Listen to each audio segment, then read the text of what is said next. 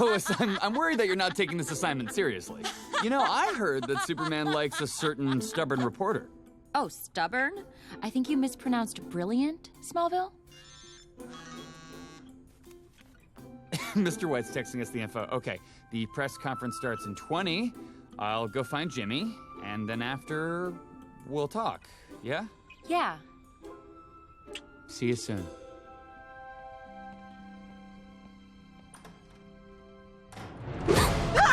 Lane, I demand you bring me along! Oh, Perry was very clear, so, why would we bring you with us? Oh, darling, you're going to bring me along because you and I both know Superman's secret, don't we?